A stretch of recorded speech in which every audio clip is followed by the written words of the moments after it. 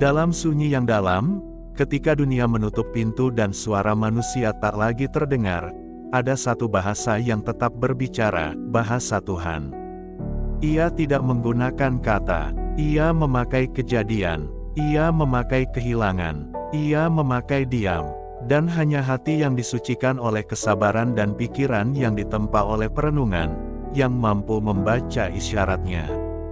Kita hidup dalam ujian yang terus-menerus. Dunia bukanlah surga, dan kita bukan makhluk yang dijanjikan kebahagiaan mutlak di sini. Rasulullah Shallallahu Alaihi Wasallam bersabda, barang siapa yang dikehendaki Allah kebaikan padanya, maka Dia akan memberinya ujian. Hari, Bukhari, ini bukan kutukan, ini undangan, sebuah ajakan halus dari Tuhan agar kita mendekat, menyucikan diri, dan kembali pada fitrah, tenang, sabar, dan bijaksana. Seorang filsuf besar dalam tradisi Islam, Al-Farabi, menyatakan bahwa kebahagiaan tertinggi bukanlah kesenangan indrawi, melainkan, al-sa'adah al-hakikiyah, kebahagiaan sejati yang datang dari kedekatan dengan akal pertama, yaitu Tuhan.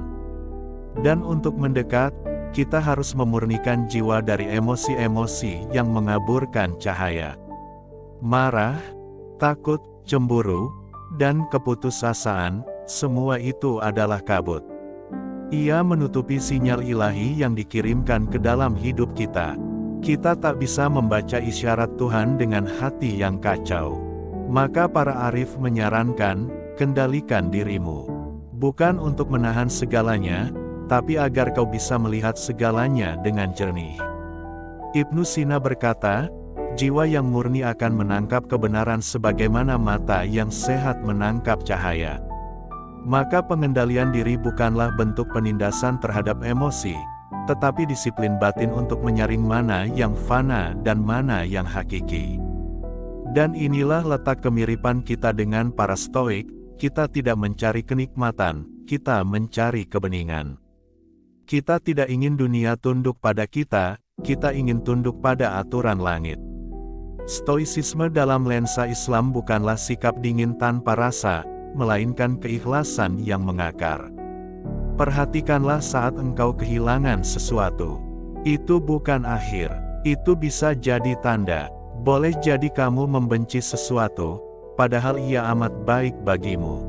Quran Surah Al-Baqarah 216.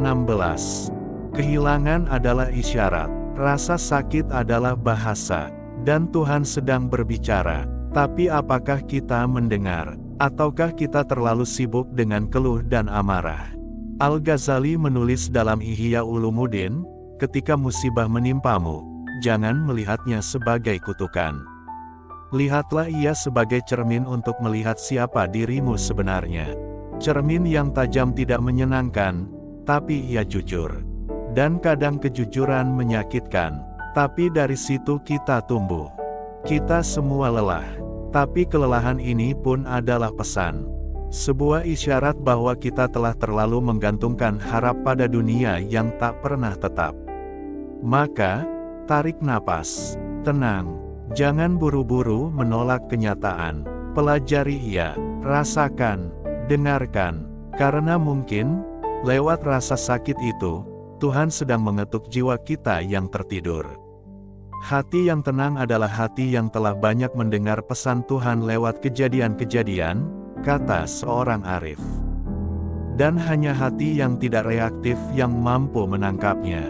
Mari kita bentuk kembali jiwa kita. Kita bukan makhluk lemah. Kita diciptakan dari tanah, tapi diberi ruh dari langit. Kita bisa menanggung cobaan, bukan karena kuat, tapi karena Tuhan menopang jiwa-jiwa yang bersabar. Bersabarlah, karena sabar bukan pasrah. Sabar adalah bentuk tertinggi dari kecerdasan spiritual. Kendalikan dirimu, karena kendali bukan perbudakan diri, melainkan kemerdekaan dari belenggu hawa nafsu. Dan bacalah isyarat Tuhan dengan hati yang jernih. Karena hidup ini bukan acak. Ia disusun oleh kehendak yang maha bijaksana. Kita tidak sendiri. Kita adalah kaum yang tahu bahwa hidup bukan untuk menuruti emosi, tapi untuk menaklukkannya. Karena hanya yang menaklukkan dirinya, yang akan melihat makna di balik takdir. Dan pada akhirnya, kita tidak butuh dunia berubah. Kita hanya butuh melihatnya dengan mata yang baru. Mata jiwa, mata yang telah disentuh cahaya dari langit.